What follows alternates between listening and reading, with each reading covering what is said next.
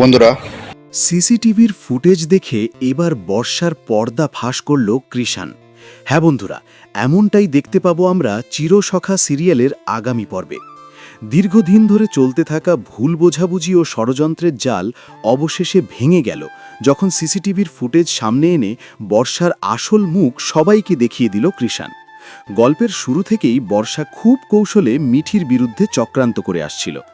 নিজের স্বার্থ হাসিল করতে সে এমন একটি জাল প্রেগন্যান্সির পথ তৈরি করে যা দেখে কৃষাণ এবং তার পরিবার মিঠির চরিত্র নিয়ে সন্দেহ করতে শুরু করে। বর্ষার উদ্দেশ্য ছিল একটাই, কৃষাণের জীবন থেকে মিঠিকে দূরে সরিয়ে দেওয়া। তার এই পরিকল্পনা প্রথমে সফলও হয়। ভুল বোঝাবুঝির কারণে কৃষাণ মিঠিকে অপমান করে দূরে সরিয়ে দেয়, আর মিঠির সাজানো সংসার মুহূর্তের মধ্যেই ভেঙে যায়। এই ঘটনার পর মিঠি এবং তার মা কমলিনী ভীষণভাবে ভেঙে পড়েন। পরিবারের সম্মান নষ্ট হওয়ার কষ্ট আর অপমান তাদেরকে গভীর দুশ্চিন্তায় ফেলে দেয়। কিন্তু সময়ের সঙ্গে সঙ্গে কৃষাণের মনে সন্দেহ জাগতে শুরু করে। সে বুঝতে শুরু করে যে পুরো ঘটনাটির পেছনে নিশ্চয়ই কোনো বড় চক্রান্ত লুকিয়ে আছে। তখনই সত্য জানার জন্য নিজেই তদন্ত শুরু করে কৃষাণ। অবশেষে বাড়ির সিসিটিভি ফুটেজ খুঁজে বের করতে সক্ষম হয় সে। একদিন পুরো পরিবারের সামনে ল্যাপটপ নিয়ে হাজির হয় কৃষাণ। সেখানে উপস্থিত ছিল কমলিনী, নতুন ও বর্ষাও। সবাই যখন উদ্বিগ্ন হয়ে অপেক্ষা করছিল তখন কৃষাণ সিসিটিভির ভিডিওটি চালু করে।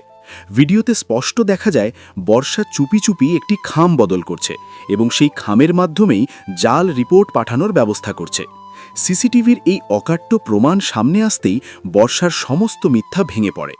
এতদিন যে বর্ষা নিজেকে নির্দোষ ও সহানুভূতিশীল হিসেবে দেখাতো, তার আসল চেহারা সবার সামনে প্রকাশ হয়ে যায়। সত্য সামনে আসার পর কৃষাণ সবার সামনে বর্ষাকে তীব্রভাবে ধিক্কার জানায় এবং মিঠির সঙ্গে করা অন্যায়ের জন্য অনুশোচনা প্রকাশ করে। এই ঘটনার মাধ্যমে মিঠির ওপর লাগা সব কলঙ্ক মুছে যায় এবং তার সম্মান ফিরে আসে।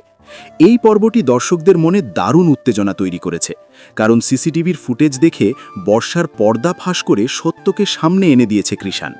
এখন সবাই অপেক্ষা করছে মিঠি কি কৃষাণকে ক্ষমা করে আবার নতুন করে সম্পর্ক শুরু করবে, নাকি অতীতের অপমান তাকে নতুন সিদ্ধান্ত নিতে বাধ্য করবে।